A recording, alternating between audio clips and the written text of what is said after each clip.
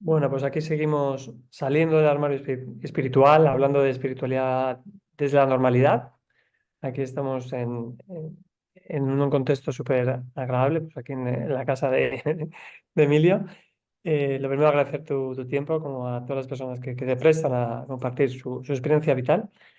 Y a mí me gusta, Emilio, empezar con una pregunta que realmente nos podríamos tirar ya toda la hora hablando sobre ella, pero el reto es que me la respondas como en una o dos frases, ¿vale? ¿Quién es Emilio Carrillo? Pues es muy sencillo de contestar. Es el coche, la envoltura de un alma, de una dimensión álmico-espiritual que experimenta la vivencia humana, al igual que tantas y tantas miles de millones que estamos compartiendo este momento tan bello. Ujú. Me encanta. Y aquí que hablamos de espiritualidad, a veces pensamos que uno viene con esto de serie y en tu caso, cualquiera que empiece a hablar de temas de desarrollo espiritual acaba siempre encontrándose con un vídeo tuyo, con un libro tuyo, con alguna cosa, ¿no? Pero para mí lo que me gustaría preguntarte es, oye, ¿cómo llegaste tú a este tema de la espiritualidad? ¿Ya es algo que venías de serie, efectivamente? ¿Fue un proceso? ¿Cómo conectaste con esa parte que va más allá del vehículo del que hablabas? Eh, en conciencia percibo que ese alma, al que he hecho referencia hace un momento, el alma individualizada que está encarnada en cada uno, tiene un trayecto, tiene una trayectoria de cadena de vidas, que es lo que las tradiciones orientales llaman reencarnaciones. Habría Ujú, que matizar, pero ese es también mi convencimiento. Y a partir de ahí entiendo que el alma en su camino de reencarnaciones va evolucionando en autoconsciencia. Una lo hacen más, otra lo hacen menos. Cristo Jesús en el capítulo 24 de Mateo nos habla de la metáfora de una lámpara de aceite como ujú, metáfora del alma que se tiene que ir llenando de aceite poco a poco. Y cuando volvemos a encarnar, en este caso, por ejemplo, el alma que ha vuelto a encarnar y lo han hecho en el formato Emilio, pues trae un bagaje, trae ya un terreno recorrido, mayor o menor, un nivel de aceite. Con lo que eso es lo que podríamos decir que traemos de serie. Pero claro, a partir de ahí, el quid de la cuestión está no tanto en lo que traemos de serie, sino en sacarle jugo a esta vida para seguir introduciendo el mayor aceite posible a la lámpara. Y ujú, dicho esto, cuando encarnamos traemos un propósito, tal como lo percibo, tal como nos han enseñado los maestros y maestras. No encarnamos por divertimento, encarnar es una cosa muy seria. Volver a este plano, otro cuerpo físico, otra vivencia, eso es algo muy serio. Entonces, si encarnamos es con un propósito de vida. El propósito siempre es, lógicamente, conseguir más aceite para nuestra lámpara, pero en función de cada alma, pues eso se plasma de un modo distinto. Ese propósito de vida es lo que los orientales llaman el Dharma, con D, el Dharma. Y ujú, ciertamente también del Dharma el alma trae un karma. Es decir, el karma es las relaciones de causa y efectos que vienen vivas, que vienen activas de vidas anteriores, de encarnaciones anteriores.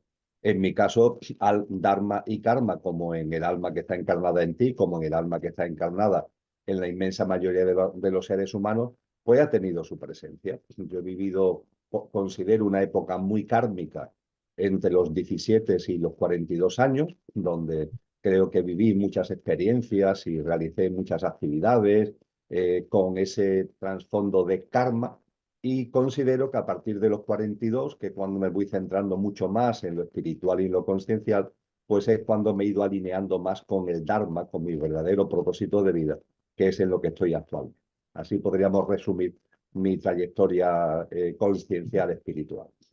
sí, además no creo que es, bueno, yo que me gustan mucho los números, ¿no? 42 es 7 por 6, que son, no creo que sea casual, ¿no? Y, y fíjate, has hablado del propósito de vida conceptualizado desde desde el hinduismo también y desde cosas cercanas al budismo, que se habla activamente de ese Dharma. ¿Cómo conectamos con ese Dharma? ¿Tú percibes también que en ese ciclo de reencarnaciones, eh, ¿por qué tenemos que descubrir en esta vida el Dharma? ¿No nos podría venir un manual y decir, mira, que sepas que tu Dharma es este y ya, pues ya, como aquí, venga, que lo sepas? Ciertamente no venimos con un manual de instrucciones. Nuestra mamá al nacernos nos da el papelito, no con el prospecto. Ujú. Es divertida la broma. Sí, sí, efectivamente echamos en falta, ¿verdad? Eso. Pero tenemos un prospecto, por decirlo de alguna forma, Ángel, y es que nuestra alma, como ha venido con un propósito, no ha venido por casualidad, al coche, a nuestro mundo físico, emocional y mental, al Emilio de turno, nuestra alma le está indicando no tanto el Dharma, no tanto en concreto el propósito, sino que el alma se esmera en indicarnos cuando no estamos alineados con el propósito de vida. En eso sí se esmera el alma. Lo hablo también por mi experiencia propia. Es decir, ahora ya cuando voy acumulando años, puedo percibir que a lo largo de mi vida ha habido periodos, actualmente considero que estoy en uno de ellos, periodos de plenitud, periodos en los que encuentro que mi vida está llena, que mi vida está como orientada, vivo una felicidad que no depende exactamente de que las cosas me vayan bien o mal, es una especie de felicidad incausada, ¿no? Entonces todo ello yo lo veo como síntomas de que mi alma me está indicando que estoy alineado, que estoy orientado con mi propósito de vida. En cambio, cuando he vivido la situación contraria de no estar alineado con ese propósito de vida, pues como si la vida fuera a trompicones. Es como todo cuesta mucho trabajo, proyectos que intenta poner en marcha no fraguan, iniciativas que impulsa no terminan de materializarse, lo que tú consideras que es una cosa que está bien lanzada, sin embargo, no fructifica, ¿no? Eso son indicaciones claras cuando vamos andando en lugar de andar por, vamos a decirlo, por un terreno llano, ¿no? Ujú. Vamos percibiendo que vamos como subiendo una montaña, ¿eh? Cuando la vida se convierte en farragosa, cuando en la vida todos son esfuerzos, cuando en la vida todos son conflictos, yo creo que eso son manifestaciones de que nuestra alma, por la experiencia directa, nos está diciendo no, no vas por el camino, este no es tu camino, este no es el sentido de tu vida, etcétera, etcétera. En cambio, cuando percibimos lo contrario, como decía antes, de que todo va encajando, de que todo se va articulando, es la señal de que estamos alineados con el propósito de vida. Así que no tenemos prospecto, pero el alma sí se esmera en indicarnos cuando estamos o no alineados con nuestro Dharma. Mm. Y eso que coincido plenamente, a mí me gusta más aplicar una ley que es la ley del mínimo esfuerzo. Yo he descubierto que cuanto menos me tenga que esforzar por las cosas, mejor, porque significa que más están alineadas con ese Dharma y con ese propósito, ¿no? Yo es algo que comparto plenamente. Pero creo que en general, en nuestra sociedad, y yo lo vivo porque una de las cosas que hago es ayudar a las personas a definir ese propósito de vida, ¿no? Pero que hay muchas personas que ese propósito lo llenan con cosas más bien externas y me gusta el término que has utilizado de esa felicidad infundada, que es como más interna, que es una decisión también en el fondo, eh, porque es una elección de estar en este mundo. Eh, Cuando alguien te pregunta, que si te preguntan, oye, ¿cómo encuentro mi Dharma? Vale, que ya sé que la vida me va indicando si es por aquí o no es por aquí, pero si yo me paro a decir, quiero poner en una frase cuál es mi propósito de vida, cuál es tu invitación o cuál es el proceso que tú has vivido o que invitas a recorrer. Hay un factor que tú y yo lo hemos comentado a micrófono cerrado antes de comenzar este encuentro, Ángel, que es la perseverancia.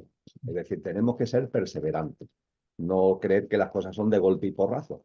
Yo coincido contigo en que el propósito de vida no va ligado al esfuerzo. Ujú. Ahora bien, hay que diferenciar entre esfuerzo y perseverancia.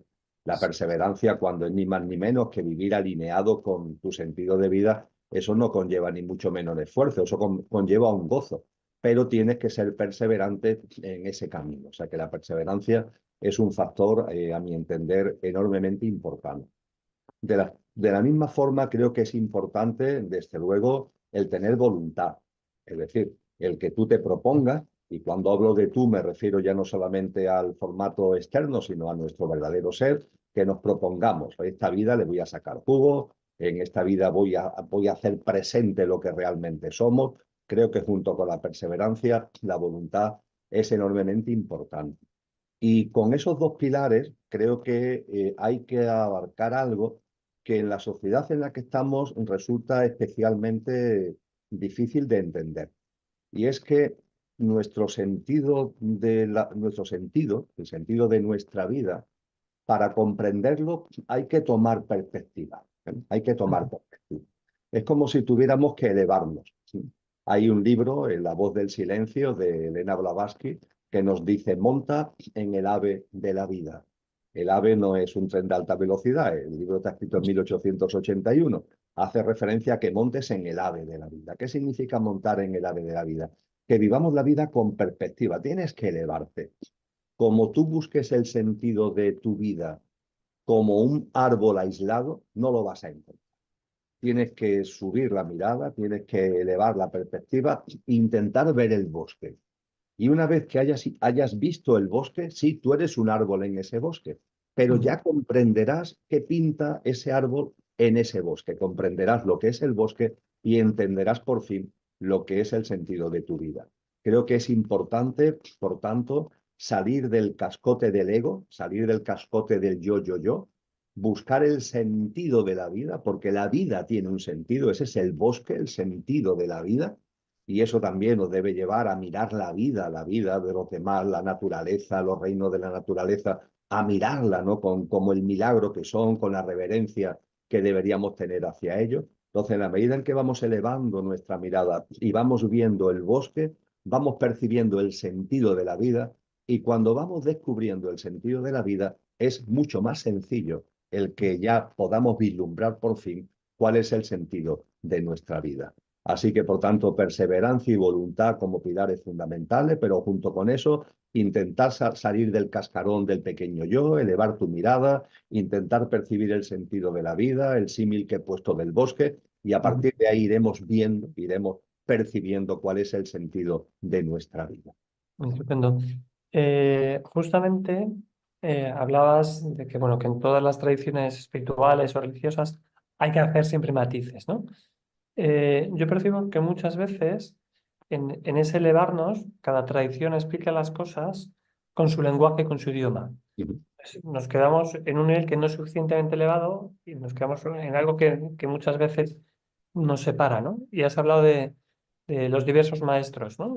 Me consta que has salido de algún sitio porque, por ejemplo, no se valoraba la figura de Jesús, o en otros sitios porque no se valoran otras cosas. Una de las cosas que a mí me atrae es su versión ecléctica y yo percibo en ti como una mirada de, desde muy arriba, ¿no? Es decir, de por encima de estas filosofías y religiones, ¿no? Que yo entiendo que son herramientas que nos ayudan, pero muchas veces nos perdemos en ellas, ¿no? Y no, pues mira, es que esta es la verdad, ¿no? Pues no, me da igual, aquí no voy a poner nombre, ¿no? Pues y hay gente que se queda ahí aferrado, ¿no? Y se pierde esa visión desde arriba. ¿Tú esto lo has experimentado también? ¿Lo has vivido? ¿Lo has percibido? Sí, lo he vivido, lo he experimentado y lo vivo y lo experimento en el momento presente. Y me explico. Yo fui educado en mi infancia y mi adolescencia en la tradición cristiana. De hecho, mis estudios antes de ir a la universidad los realicé en un colegio religioso, en el Claret de Sevilla. Ujú. Y para mí la figura de Cristo en mi infancia y mi adolescencia era una figura importante, y las enseñanzas del cristianismo también. A partir de los 17 años, como antes comenté, inicié mi periodo kármico y de 25 años, ni más ni menos. Y ese periodo kármico me llevó a alejarme por completo de lo espiritual, no solamente de Cristo y del cristianismo, En sino por general. completo de lo espiritual. Y durante mucho tiempo me consideré absolutamente ateo, agnóstico e incluso en algunos de los textos que publiqué en aquella época tengo escritos artículos en los que reniego claramente de cualquier tipo de percepción de lo espiritual e incluso con algún tipo de sarcasmo al Sí. respecto. Si Bien, me dejas meter una pequeña cuña de sarcasmo, claro. yo hace bastante tiempo que dejé de negar nada, ¿sabes por qué, Emilio? Porque todo lo que he ido negando, la vida me ha dicho, venga, que vas a tomar dos cazos de esto. Y dije, ya no voy a negar nada más hace tiempo, ¿por qué? Sí, sí. Sí, sí, la vida tiene sentido del humor, es verdad, cosa que nosotros a veces perdemos, la vida tiene un gran sentido del humor. Pues efectivamente, durante todo ese periodo, ya te digo, llegué incluso a ese punto y a Ujú. partir de los 42 años, por una serie de circunstancias, volví a retomar el camino espiritual. Ahora bien, ese retomar el camino espiritual que ha ido a más desde entonces, lo he hecho sin ningún tipo de credo religioso. No tengo ningún credo religioso. Yo no me considero que practique ni tengo ninguna creencia desde el punto de vista de religión, etcétera, etcétera. Eso sí, me considero una persona espiritual. Y a partir de ahí he hecho un recorrido intenso, intenso porque ha sido y es intenso, de estudio, de experimentación, de encuentros con personas de muchas creencias, respetando al máximo todas, percibiendo que la actitud correcta es intentar sacar lo mejor de cada una, de cada aportación, ¿no? Lo que podemos encontrar y he hecho un trayecto muy largo. Eso ciertamente me ha ido dando una comprensión que sí entiendo, como tú antes decías muy bien, de que como nos amarremos a algo y nos quedemos agarrados a ese algo, bueno, puede servirte como soporte para vivir la vida, pero no le vas a sacar tanto jugo como si en lugar de agarrarte a algo, estás abierto a otras cosas.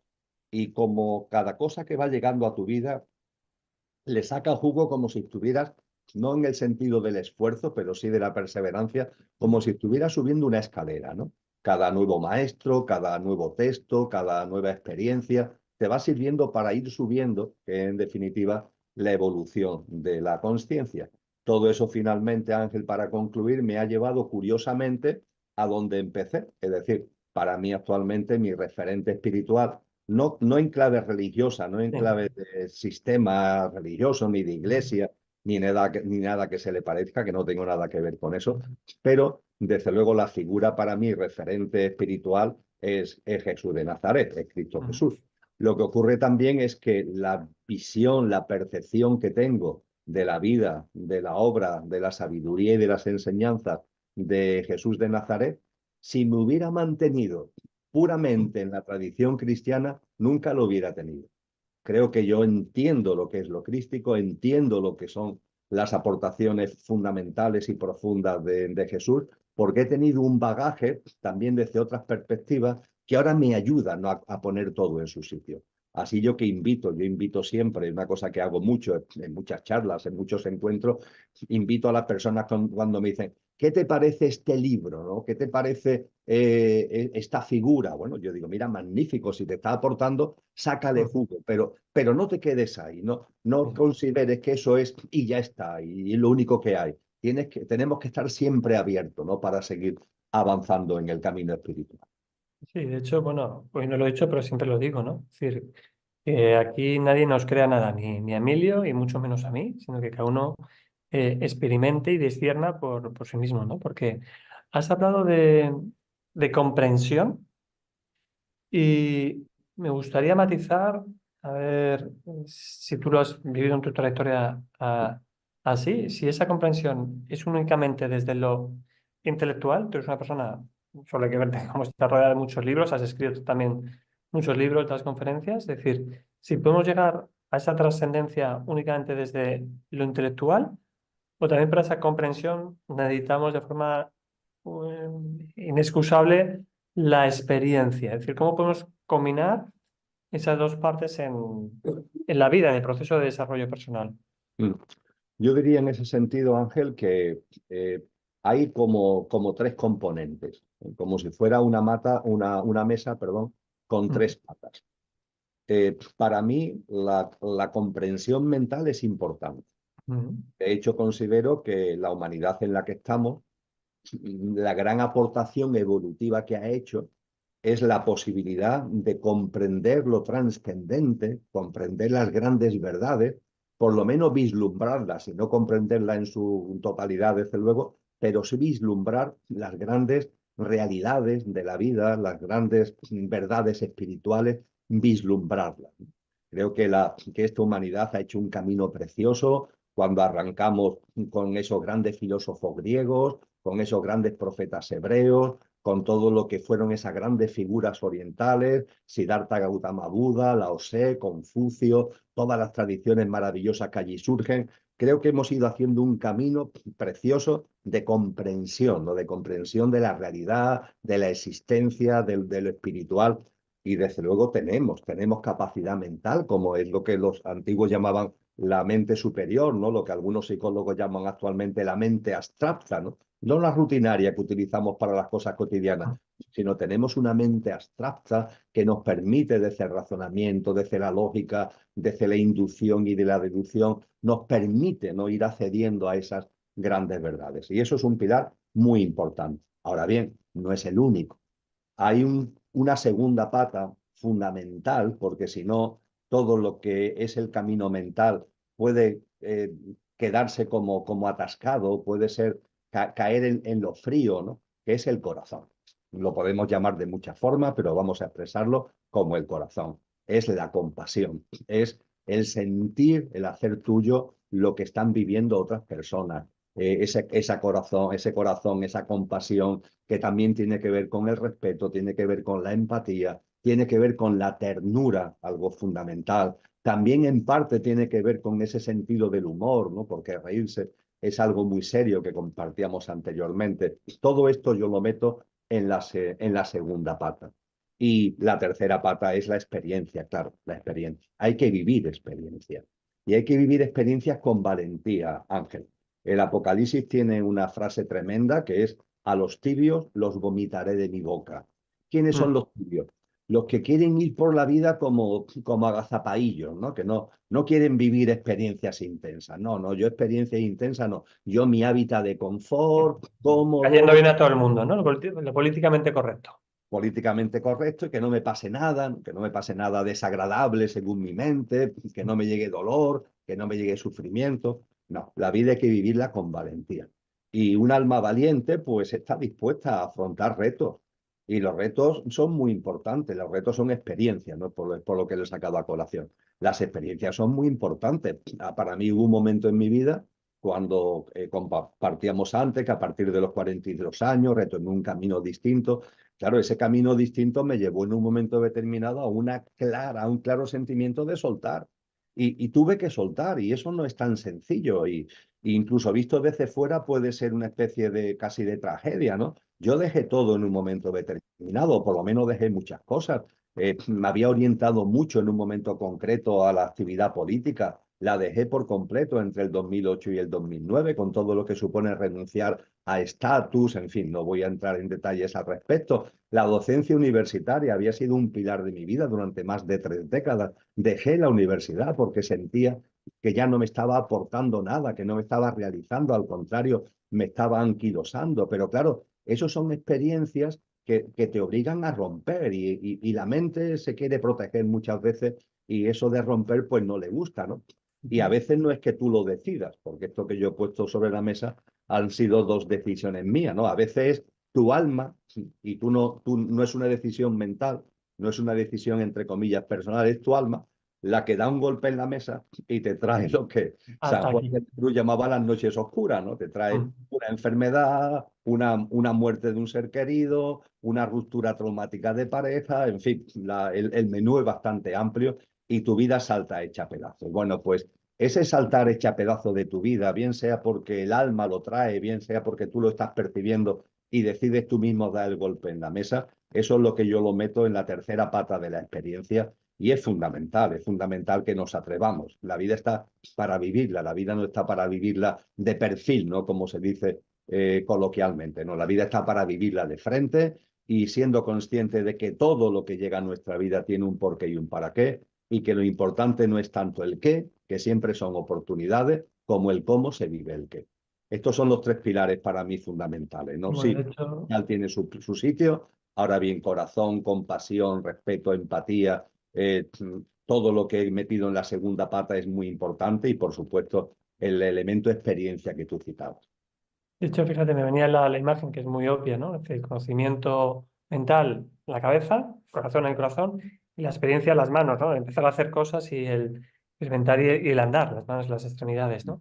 Y en todo este camino, cuando hablamos del alma, ¿no? Siempre está esa parte a la que todas las religiones, filosofías espirituales y tradiciones apuntan, que es eso que es la figura de creación, ¿no? Desde eh, Dios, Yahvé, Brahma, hasta el arquitecto o el universo o la vida o la naturaleza, ¿no? Mm. En tu caso me gustaría, por compartir, saber un poco cómo percibes eso, pero sobre todo cómo te relacionas con eso en tu vida y en tu día a día. Eh, Creo que hay un postulado metafísico que hago enteramente mío, que puede servir como telón de fondo para responder adecuadamente a lo que me planteas, Ángel. El postulado metafísico dice lo siguiente: no habla de Dios, porque las grandes tradiciones, de hecho, el término Dios, cualquier término que haga referencia a la divinidad, nos dicen, aunque después haya por ahí un nombre, pero todas nos dicen que es innombrable. Eso es. Porque claro, en cuanto que lo divino lo metamos en un concepto, pues lo estamos encorsetando de alguna manera, cuando evidentemente la divinidad no puede ser introducida y encarcelada en un concepto. De ahí que en este postulado metafísico se le denomine aquello, aquello, que podría ser también perfectamente aquella, aquello, aquello. Y dice el postulado: aquello que no tiene origen es origen de todo lo original. Y como es origen de todo lo originado, se encuentra presente e inmanente en todo lo original. Así de sencillo es este postulado, que yo hago enteramente mío y que me sirve como telón de fondo en la comprensión de lo que tú me planteas. Decía muy bien San Juan de la Cruz, por ejemplo, en uno de sus poemas, en el que bien sé yo de la fonte que emana y corre, él nos dice: no sé su origen, pues no le tiene, no tiene origen. Más bien sé que es el origen de todo lo que lo tiene. Aquello que no tiene origen es origen de todo lo originado. Pero ojo, al ser origen de todo lo originado, se encuentra presente e inmanente en todo lo original. Y aquí estás tú y aquí estoy yo, para personalizarlo en mí. Lo que está aquí, ahora mismo compartiendo contigo, forma parte, obviamente, de lo originado, ¿verdad? Nosotros estamos en lo originado, el universo, la vida, la existencia, estamos en lo originado. Y por tanto formamos parte de lo originado.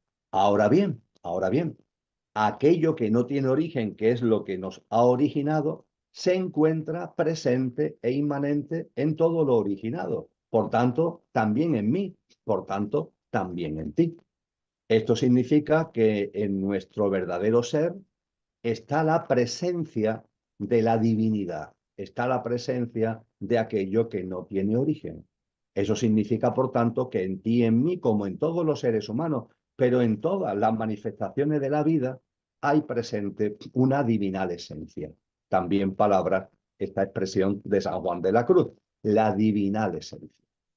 Cuando hablábamos antes de la dimensión álmica espiritual, bueno, pues el núcleo duro de lo que es esa dimensión álmica espiritual, el núcleo duro de lo imperecedero que hay en cada persona, es la divinal esencia.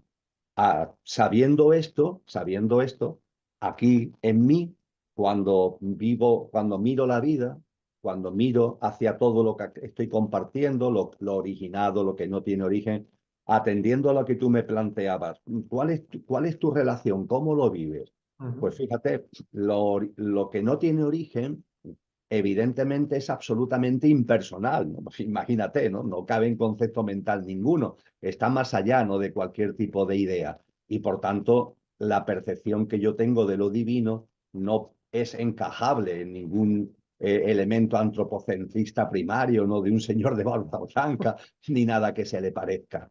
Ahora bien, esa dimensión impersonal de la divinidad no quita que tenga una presencia en mí, y tiene una presencia en mí que es directa. Eso me posibilita que, aunque evidentemente hay una dimensión, por llamarlo de alguna forma, impersonal, en el hinduismo se le llama nirguna, de la divinidad, también hay una dimensión íntima de la divinidad, que es lo que en el hinduismo se llama saguna. Y esa dimensión íntima de la divinidad me permite relacionarme íntimamente con ella. porque está en mi propio ser.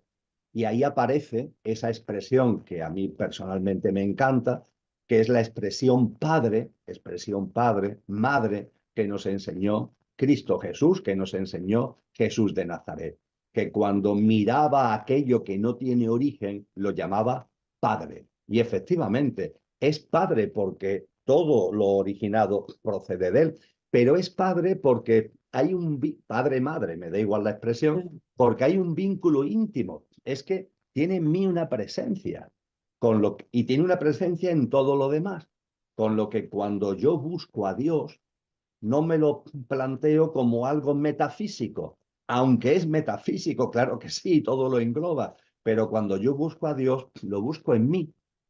Y ahí la meditación, la oración, muy simple, muy sencilla, sin grandes palabras, sin repetir muchos conceptos. Esa comunicación, ese coloquio con la divinidad es posible porque se encuentra presente en mi verdadero ser.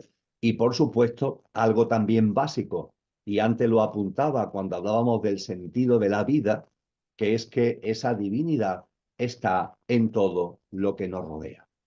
Cuando queremos ver la divinidad, la podemos percibir porque está en nosotros.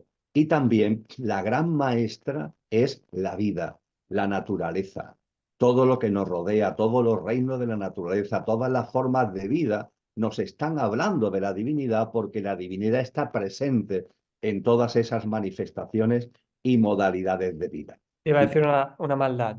En los políticos también. sí, sí, incluso en los políticos, incluso los políticos. Hay una escena preciosa de una entrevista que le hacen a la Madre Teresa de Calcuta, Ángel, donde ella con otras hermanas de la comunidad están en medio de una contienda bélica y están sacando a bebés de una especie, vamos, le llaman orferinato, son un orferinato, eso es una construcción mal hecha donde han metido a los niños. Y ellas, como hay bombardeos, allí están tirando bombas y están sacando a los niños, a los bebecitos, para salvarlos, ¿no? Y hay una periodista que le pregunta a la Madre Teresa de Calcuta que de dónde saca la fuerza y el valor como para meterse ahí en medio de ese fregado a salvar a los niños. Y ella dice, bueno, es que estos niños tienen la divinidad que yo también tengo. Es decir, somos hermanos en lo fundamental porque tenemos esa misma divinidad y yo me motivo, yo me veo que yo soy ellos mismos desde la divinidad que compartimos. En ese momento hay una granada que cae y explota y prácticamente se lleva por delante esa semiconstrucción donde estaban los bebés. Y aprovecha la periodista para decirle a la Madre Teresa de Calcuta, y esos soldados, esos soldados también tienen la divinidad. Y ella dice, claro que sí, ellos también. Lo que pasa es que no se han dado cuenta, lo han olvidado. Y es que hay Mm, muchas personas, Ángel, que viven en Alzheimer de lo que son.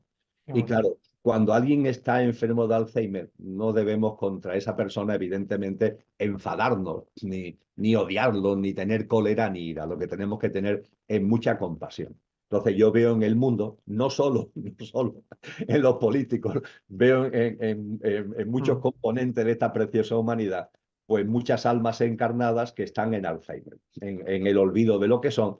Y claro, cuando tú estás en el olvido de lo que son, pues vive desde tu pequeño yo y te convierte en lo que yo denomino un coche loco, ¿no? En lugar de haber un conductor consciente, al coche le falta el conductor porque lo tiene olvidado en ese Alzheimer, en esa amnesia. Y el coche se convierte en un coche loco y la vida se convierte en un darte tortazos permanentemente sin que tenga ese sentido al que antes hacíamos referencia. Fíjate, esta mañana leía una cosa que creo que tiene mucho que ver con esto, que decía que tú no tienes que buscar el amor, que lo único que tienes que hacer es buscar y derribar los muros y barreras que tú le has puesto al amor, porque el amor ya está en ti, ¿no? Que al final es ese Alzheimer o ese soltar las riendas de tu vida, yo creo que tiene mucho que ver con esto. Y a mí me gustaría preguntarte por una cosa que son, bueno, hablabas del alma y que a veces el alma pega un puñetazo en la mesa. Hablabas de la oración, que para mí la oración principalmente, aparte de que es una forma de hablar con Dios, sobre todo es cómo me relaciono yo con Dios.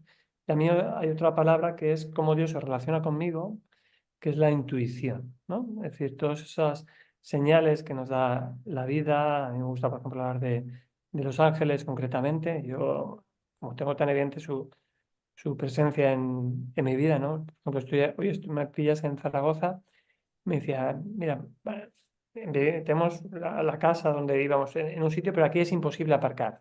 Y diciendo, bueno, será para ti. He llegado, aparcado aquí a 200 metros, porque yo tengo un ángel, uno que es especialista de estos, ¿no?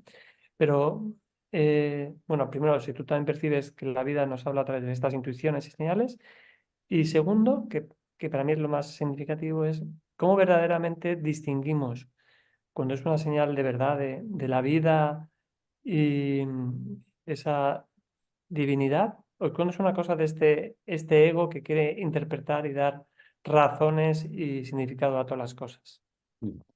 Bien, con relación a algo que decías antes de plantearme lo que me has planteado, eh, cuando hablaba del amor y de que no es que seamos amor, que lo somos, sino que se trata de quitar los obstáculos, ¿no? Para que se haga presente. El símil que yo me pongo a mí mismo, Ángel, es la cebolla. Es decir, la cebolla tiene Mm. muchas capas.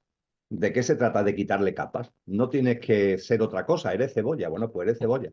El quid de la cuestión está en quitar capas para que lo que eres se pueda hacer presente. Es tan sencillo y a su vez conlleva todo lo que conlleva para que esa presencia se pueda plasmar. Por otra parte, yo coincido plenamente contigo que hay seres espirituales que nos acompañan y dentro de esos seres espirituales, por cierto, lo hay involutivo, lo hay evolutivo y dentro de los evolutivos pues nos acompañan para ayudarnos en este camino. Y el mundo de los ángeles yo lo percibo claramente, igual que tú. De hecho, esa figura que está en distintas tradiciones y que en el cristianismo se llama el ángel de la guarda, que la Mm. gente a veces considera que es una cosa para los niños pequeños, para los niños chicos. No, no. Un alma cuando encarna y está aquí en un ser humano, tenemos ángeles que nos acompañan.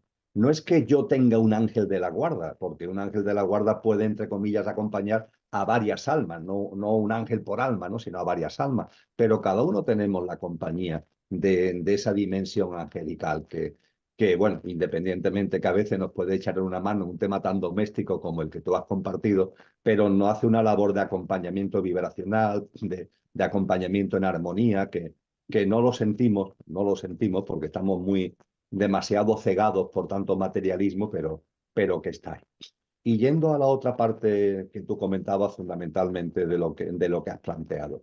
Fíjate, cuando hablamos de intuición, de inspiración, no hace mucho, aunque parezca una cursilería lo que voy a decir, volví a releer una de las obras fundamentales de la filosofía y de la metafísica, que es ni más ni menos que Crítica de la razón pura de Immanuel Kant. Me cago. Podríamos decir que esa obra es el asentamiento de todo el razonamiento moderno, ¿no? Y Mm. yo he escuchado a muchos materialistas utilizar a Kant y a la crítica de la razón pura contra lo espiritual. Yo nunca lo he entendido así, pero en esta lectura, en esta relectura que hacía recientemente, tuve oportunidad más todavía de ver, fíjate la diferencia que hace Kant. Kant nos dice, el conocimiento podemos aspirar a conocerlo, podemos aspirar a llegar a él a través del conocimiento a posteriori, dice él. ¿El conocimiento a posteriori cuál es? Pues aunque él no lo dice así, porque la obra es muy anterior, pero es el que utiliza la ciencia actual. Prueba y error, experimentación, ¿no? que se ha elevado tanto en la categoría. Hay que experimentar esto para ver si esto es así, para ver si esto es así. Eso Kant lo llama el conocimiento a posteriori, porque tienes que hacer una serie de pruebas, tienes que hacer una serie de experimentos para llegar a ese conocimiento. Pero él nos habla de otro conocimiento, el conocimiento a priori, a Mm. priori. El conocimiento a priori al que el ser humano puede llegar de otra manera. Puede llegar a través de algo muy profundo que tiene que ver con la intuición, que tiene que ver con la inspiración, que tiene que ver con un discernimiento que aparece en nosotros y que no se basa en que tú ahora hagas pruebas para ver si esto es así o esto es así. Entonces Kant diferencia con claridad el conocimiento a posteriori del conocimiento a priori. Y esta diferencia dice que el conocimiento verdadero es el conocimiento a priori, porque Mm. el conocimiento a posteriori está encorsetado en las propias pruebas. Es decir, si tú para tener conocimiento haces pruebas en el mundo material, tu conocimiento solamente está limitado a ese mundo material en el que tú estás haciendo las pruebas y con los objetos y con los instrumentos con los que tú estás haciendo las pruebas, y por tanto es un conocimiento siempre forzosamente limitado. Y que el conocimiento verdadero es el conocimiento a priori. Pues bien, esto hoy, la ciencia, afortunadamente la ciencia está otra vez volviendo su mirada hacia la espiritualidad y hacia la conciencia, ¿no? Pero ha habido un largo tiempo donde esto la ciencia la ha olvidado. La ha olvidado, aunque la propia ciencia para mí es la gran prueba al respecto. Me explico. Albert Einstein, por poner un caso sublime, ¿no?, del siglo XX, su teoría de la relatividad especial y después la teoría de la relatividad general, la entendió, la intuyó. Ahí hay una inspiración, hay una intuición profunda, y muchos de los postulados puestos sobre la mesa por Einstein no se podían comprobar en la época. Han tenido que pasar lustros, décadas, para que sus postulados se hayan comprobado a través del conocimiento a posteriori, es decir, a través de la prueba, se hayan comprobado su veracidad. Pero Einstein lo vio, lo entendió. Ese conocimiento a priori es el conocimiento que viene de la inspiración, es el conocimiento que viene de la intuición, es el conocimiento, como ha dicho algún maestro, que nos permite saber y no sabemos cómo lo sabemos, pero lo sabemos con toda claridad. Y ese tipo de sabiduría, porque aquí ya más que conocimiento a priori, yo creo que deberíamos llamarlo sabiduría, esa sabiduría tiene que ver con el ser que somos, Ángel. Para entender lo que es esa inspiración, para entender con esa intuición, nos tenemos que ir ya al mundo de lo álmico, a las potencialidades del alma y cómo el alma se expresa, y en la medida en que nosotros vamos viviendo en sintonía con el sentido de la vida, va como haciéndonos regalos, entre comillas, y nos va permitiendo ir accediendo a una sabiduría, a un conocimiento que nace de nosotros, que sí, después tú podrás o no comprobar que se da en la realidad, pero es que hay algo en ti con claridad que te está diciendo que esto es así. Y finalmente, es todo esto, hay una expresión en castellano que creo que lo engloba muy bien, que es discernimiento. Porque el discernimiento precisamente es saber cosas sin saber cómo las sabes. El discernimiento también es lo que te da esa perspectiva que antes hablábamos de que te elevas para ver el bosque y no quedarte en el árbol. Y ojo, porque el discernimiento también sirve para transformar la creencia en experiencia. El discernimiento te permite ir más allá de la creencia. No es que creas, es que lo ves, es que lo vives. No es que creas que no existe la muerte, no, no es una creencia, es que hay algo en ti clarísimo que te está diciendo, sin lugar a duda, de que la vida es un continuum y que la denominada muerte es un fantasma de la imaginación humana. Y junto con la transformación de la creencia en experiencia, de la creencia en vivencia, la diferenciación entre fantasía y realidad. Hay algo interno muy potente, una luz que te dice con claridad: esto pertenece al ámbito de lo fantasioso y esto pertenece al ámbito de lo real. Y esa luz se percibe en uno mismo, y esa luz puedes ir comprobando que efectivamente no falla. Que cuando te está diciendo esto que se te ha venido ahora a la cabeza forma parte simplemente de un juego mental, es una influencia que no tiene un trasfondo verdadero, o cuando realmente lo que hay ahí es cierto, lo que hay ahí es genuino y lo que hay auténtico. Todo eso forma parte de lo que, insisto, en castellano, y también traduciendo como se habla en otras tradiciones orientales, tiene que ver con discernimiento. En el mundo de la ciencia del yoga se le llama viveka, con doble V y con K, viveka. Viveka es ese discernimiento que van haciendo en la persona y que le permite todo lo que aquí hemos compartido, y también diferenciar entre la fantasía y la realidad. Ya, por compartir una experiencia, es el cómo se ha gestado esta propia entrevista, ¿no? Es decir, tú, bueno, yo te contacté hace bastante tiempo y luego tú me contaste una fecha que no pudo ser y que ibas a estar un tiempo pues, con la agenda muy atareada y demás, ¿no? Y un día, por lo que sea, pues yo sentí la intuición de escribirte, decía, aunque tú ya me habías dicho que no te escribiera, es decir, la parte racional me decía, ¿cómo voy a ser un pesado y le voy a volver a decir aquí a Emilio que a ver cuándo tiene un hueco para esto, ¿no? Pues de esa cosa que la escribes, como digamos, sin pensar, porque dices, tal. Y dio la casualidad que tú tenías este hueco para, pues mira, justo me han cancelado, ¿no? De eso. Bueno, para mí esas cosas, como ya te pasan varias veces en la vida, dices, pues mira, sé que tengo que seguir ese tipo de intuiciones. Así es. Y- pero has dicho una cosa que no quería pasar por alto antes, cuando hablamos de esos guías, ¿no? De esos ángeles, de evolutivos e involutivos. Y me gustaría añadir a esta pregunta la parte del bien y el mal, porque muchas veces cuando hablamos de espiritualidad o en determinadas tradiciones es como que está todo bien. No existe el pecado, no existe el mal, todo es bueno, todo es perfecto, ¿no? Y, y yo sí percibo esa parte de evolución, involución, bien, mal, y, y por supuesto que hay cosas que son neutras. Un martillo, pues un martillo es un martillo, pero si tú desde tu conciencia lo usas para colgar un clavo, pues vale, pero si lo usas para sacarle la cabeza a otro, pues ahí hay el uso es distinto, ¿no? Eh, ¿Cómo percibes tú esta parte del bien, mal, esas seres o estas entidades que, bueno, unos están para hacer bien, otros para hacer la puñeta, ¿no? ¿Cómo lo has experimentado tú? ¿Cómo lo has vivido? ¿Qué has aprendido al respecto? Bien, has usado un término que es muy interesante, que es el término pecado. Mm. Eh, en la boca de Jesús de Nazaret aparece la palabra pecado. Y en la hondura, en su enseñanza, en su sabiduría, yo percibía que el amor que siempre hay en él no encajaba el pecado con la connotación que se le suele dar al término, ¿no? Que siempre tiene que ver con culpabilidad y con castigo, ¿no? Sí. Y eso para mí, Ángel, rechinaba, por decirlo de alguna forma. Mm.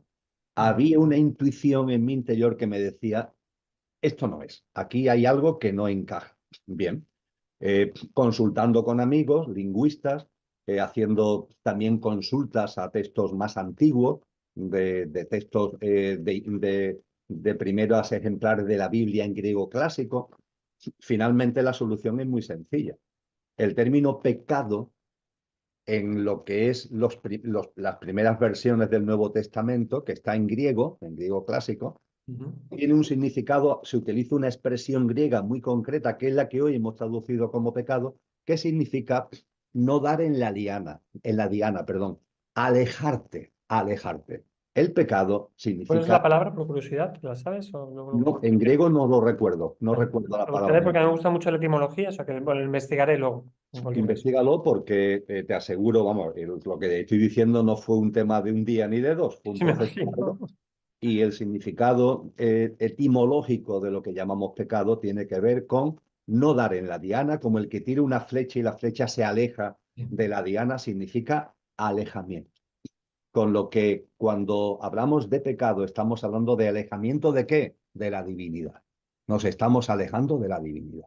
Y alejarte de la divinidad no significa solamente alejarte de la divinidad que está allí, sino también de la divinidad que está en ti.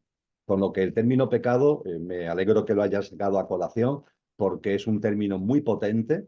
Y cuando hablábamos antes de la amnesia, ¿no? El amnesia de lo que eres, el Alzheimer de lo que eres, estás en pecado, pero no en pecado en el sentido castigo, no sé, en el pecado en el sentido de alejamiento, que te estás alejando de la Ah, realidad, de lo que que es. bastante castigo es para tu vida, porque como has dicho antes, cuando tú estás alejado de Dios, pues las cosas te van regulinchi, te cuesta más esfuerzo. O sea que yo, eso es también cuando decía, creo que Jesús, Correcto, el reino de los cielos está en medio de vosotros y también el infierno. Pues yo creo que ese es el castigo efectivamente. en sí mismo, ¿no? Sí, claro, lo que ocurre es que no es un castigo que nadie te imponga, ¿no? No es que esté ahí el señor de barbas blancas pendiente Un para dar látigo.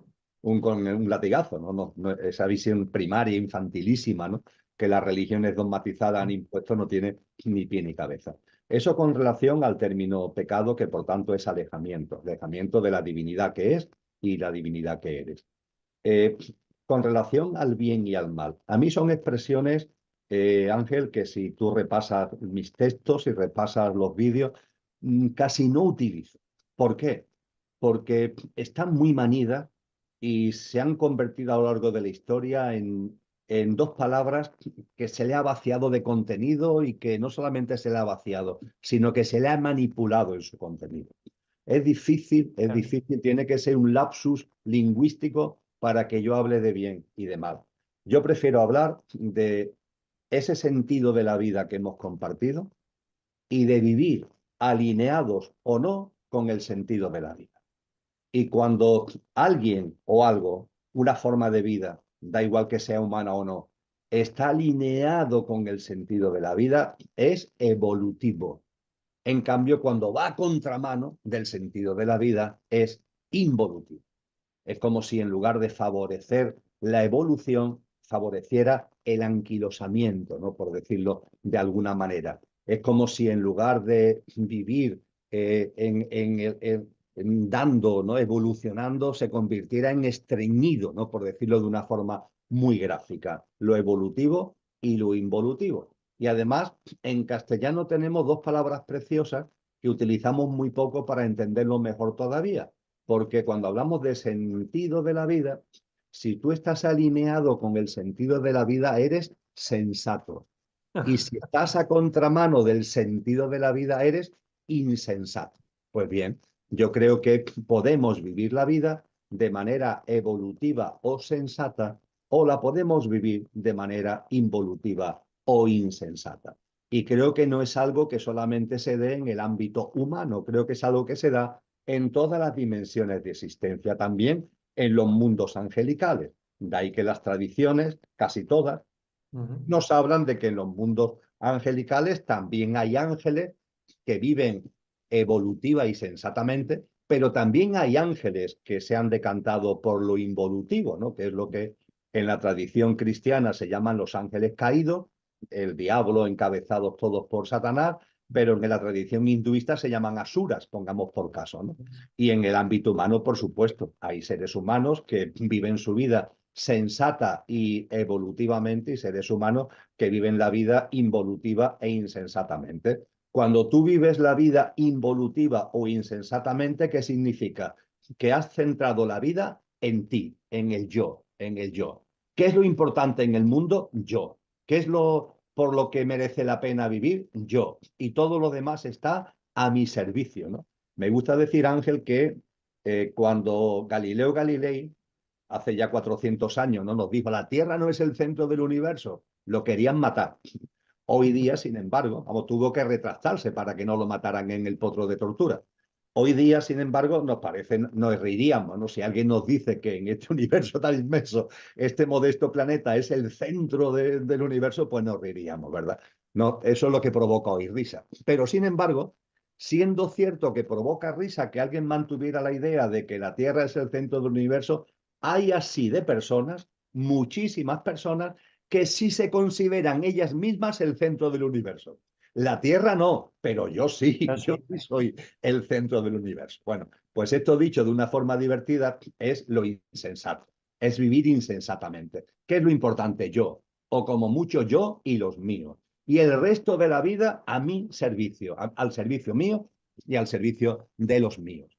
Bien, en cambio lo sensato y lo insensato es vivir la vida de otra forma, es vivir la vida como servicio, es la vida, vivir la vida sabiendo lo importante del compartir, lo importante de dar, el ir percibiendo que cuando tú das, la vida siempre te va a dar más de lo que tú das, es decir, que cuando das siempre recibes más de lo que das, en cambio cuando te metes ahí en lo insensato, intentando acumular, retener, aunque tu cuenta corriente pueda tener muchos números, hay un vacío interior, hay una falta de una vida plena, pierdes la abundancia, que es lo que te da ese sentido de la vida. Entonces, en definitiva, personalmente, más que hablar de bien y de mal, me gusta hablar de un libre albedrío que está en la existencia, que nos permite vivir alineados con el sentido de la vida, sensatos, evolutivos, o a contramano del sentido de la vida, insensatos e involutivos. Esto se da en el plano humano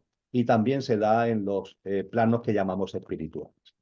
Y bueno, como ya estamos con las últimas preguntas, ya estamos acabando, me gustaría que nos dijeras, Emilio, para no errar en el blanco, es decir, para dar a la diana, ¿cuáles dirías que son las claves, ¿no? ¿Cuáles dirías que son, bueno, la técnica para en nuestra vida vivir de forma sensata, ¿no? Y alineados con todo esto? Pues hay una forma de definirlo, es precioso el tema que me planteas, Ángel. Hay una forma de definirlo que no es mía, es de un paisano mío, un sevillano, que murió en tierras francesas en el exilio y sigue enterrado en Collioure, en Francia. Me refiero a don Antonio Machado. Antonio Machado, un ser extraordinario, un ser sensato, evolutivo, donde los haya. Antonio Machado, además, enormemente humilde, una persona de una gran compasión y de una gran sencillez. En su autorretrato, tiene un poema que se llama Autorretrato. Él modestamente dice de sí mismo: soy un buen hombre en el buen sentido de la palabra. Soy un buen hombre en el buen sentido de la palabra. Pues bien, para que se produzca ese dar en la diana, para que se produzca ese alineamiento, para que vivamos sensatamente, para que lo que somos se vaya manifestando en nuestro día a día, el quid de la cuestión está en ser buenas personas en el buen sentido de la palabra. Y a mí esto me encanta porque sé, igual que lo sabes tú, igual que lo sabemos todos, si lo reflexionamos un minuto, que en cada instante de nuestro día a día, si nos centramos un poquito, si lo reflexionamos un poquito, sabemos cuándo estamos siendo buena persona y cuándo no lo estamos siendo. Si al caer la tarde, pongamos por caso, yo repaso mi mañana, el día que he vivido, y hay distintas circunstancias, distintos hechos, hay una voz que no podemos ocultar, está ahí, Ángel, esa voz está ahí, en nuestro interior. La podemos intentar amordazar, pero está ahí, que me dice con claridad: en esto has sido buena persona, en esto no lo ha sido, en esto sí lo ha sido, en esto no lo ha sido. Sabemos cuándo somos buenas personas y cuándo no lo somos. Y ser Mm. buenas personas no significa ser un Superman o un Superwoman, que vamos por la vida salvando el mundo, no. Son pequeños gestos la mayoría, son situaciones muy modestas en la inmensa mayoría de los casos, pero que denotan claramente cuando estamos o no siendo buenas personas. Así que, utilizando en el mejor sentido de la expresión a don Antonio Machado, dar en la diana significa intentar vivir en la medida de lo posible, y cuando no lo somos, pues nos damos cuenta, para intentar retomar el camino, intentar vivir en la medida de lo posible siendo buenas personas en el buen sentido de la palabra. Mira, como penúltima pregunta, me gustaría que pusiéramos aquí el disclaimer que dicen los ingleses, ¿no? El warning. Porque tú lo has dicho, cuando tú vives desde ahí, desde hacer caso a esta vocecilla, cuando tú vives desde ser buena persona, por lo menos desde intentar lo que ya está bien, hay estructuras que se te caen, hay cosas que suceden en tu vida. Es decir, que vamos a avisar a las personas qué sucede cuando empiezas a hacer caso a esta voz, ¿no? Es decir, ¿qué pasa en tu vida cuando vives desde aquí, desde el servicio, desde el amor? Porque hay cosas que dejas atrás y quiero también mencionarla para que luego no, oye, que no me dijisteis, no me avisasteis de esto, ¿no? Las contraindicaciones de todo esto. Sí, la contraindicación es muy fácil de entender con un símil que me gusta utilizar. Sabiendo que con confianza y con un pelín de perseverancia, el regalo que nos da la vida es siempre el gozo, la vida plena y la vida abundante, que se manifiesta en cada caso de múltiples formas, pero siempre es lo mismo: la abundancia, una vida plena, una vida con sentido. El ejemplo que me gusta poner es el siguiente: Tarzán de los monos, en la película, en las series que se han hecho sobre él, se mueve rápidamente por la selva, porque Mm. se coge a las cuerdas que cuelgan de los árboles, a las lianas, se coge fuerte con las dos manos y se lanza para adelante hasta que llega ya a otra liana, y cuando está llegando a la liana de otro árbol, suelta la mano izquierda, coge bien la nueva liana, entonces suelta la vieja, se coge a la nueva ya con las dos manos y se da un nuevo impulso. Y así va moviéndose por la selva. Suelta una mano para coger la liana nueva, y cuando ya la tiene cogida, suelta la vieja, se aferra a la nueva y vuelve a repetir el proceso. Bien, el camino de la conciencia no es así.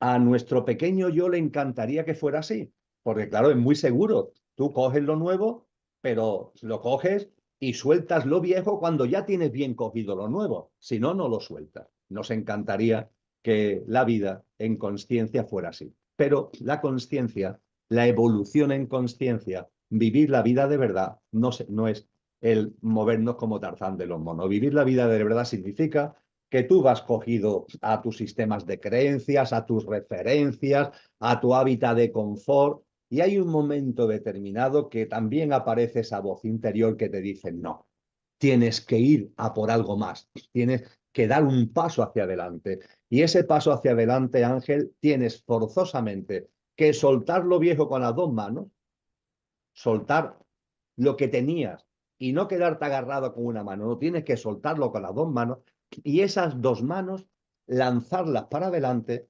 esperando que llegue la liana, que va a llegar, la nueva, no tengas ninguna duda que va a llegar, pero tienes que tener este acto de confianza, de soltar lo viejo y estar ahí como en el aire, con el miedo que eso nos da, con la inseguridad que eso nos produce, esperando que llegue lo nuevo.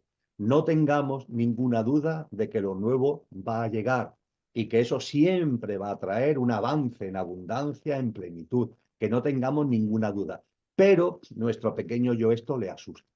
Mi consejo, por tanto, y esto es una experiencia que yo he vivido directamente, muy directamente, Ángel, en varias ocasiones en mi vida, y que cuando contemplamos la vida, la obra de personajes que han tenido la generosidad de compartir con nosotros sus experiencias concienciales, esto es una constante. Lo viejo, en un momento determinado hay algo con claridad que te está diciendo, hasta aquí hemos llegado. Pues atrévete, atrévete a soltar y no tengas ninguna duda que lo nuevo va a llegar. Las puertas se cierran, claro que hay que cerrar puertas, son experiencias que ya han dado lo que tenían que dar, pueden ser relaciones humanas, pueden ser cuestiones laborales, pueden ser también elementos espirituales que ya te han dado lo que tenía que dar y tienes que tener el valor, tienes que tener la valentía de decir hasta aquí hemos llegado y te quedas en el aire, sí, pero no tengas ninguna duda que esa liana nueva va a llegar, que esa puerta que se cierra no es sino el prolegómeno de una puerta que se abre, que abrirá otra puerta, que abrirá otra puerta. Nuestro pequeño yo hay que entenderlo, el pobre, claro, nuestro pequeño yo pertenece a lo perecedero y tiene miedo, desconfía, Que me la voy pero a meter, que me la voy a meter, que me la voy a meter. pero para eso está el conductor, ¿no? Para eso estamos nosotros desde nuestra divinidad, para decir, pa'lante, como decimos en Andalucía. Que bueno, yo me gusta decir que la vida siempre te sostiene, ¿no? Y es la confianza que hay que tener. Y lo difícil es en esos momentos de, venga, suelto y confío, ¿no? Es todo un reto. Y para finalizar, me gustaría una cosa muy sencilla. Que es preguntarte, oye, desde tu intuición, ¿qué título le pondrías a esta conversación que hemos tenido? Hombre, el título que yo le daría, pero que no es el que tú debes darle, porque se trata de que puesto en tu canal, pues tenga un tirón, por así decir, para mí está muy claro.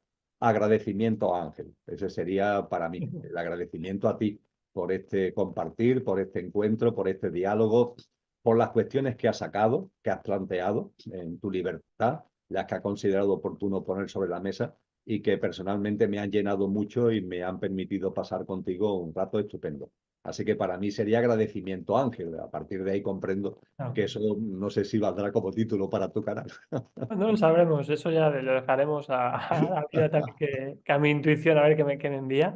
Pero fíjate, jugando con lo que has ido comentando, en ese agradecimiento a Ángel, dado que esa parte de lo que no tiene origen está en ti y está en mí a la vez, pues se convierte simultáneamente en el mismo acto también un agradecimiento a Emilio, un agradecimiento a las personas que escuchen esto, que lo compartan, que les ayude y un agradecimiento pues a esa vida que nos ha permitido jugar este rato juntos, que nos ha permitido compartir, disfrutar y bueno, te agradezco profundamente pues eso, tu generosidad en tu compartir.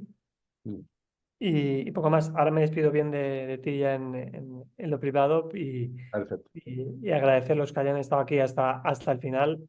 También que nos hayan escuchado, que les haya llegado, que se reconozcan también en esa divinidad que también son cada uno y que seguimos compartiendo, seguimos saliendo de la mano espiritual y seguimos avanzando.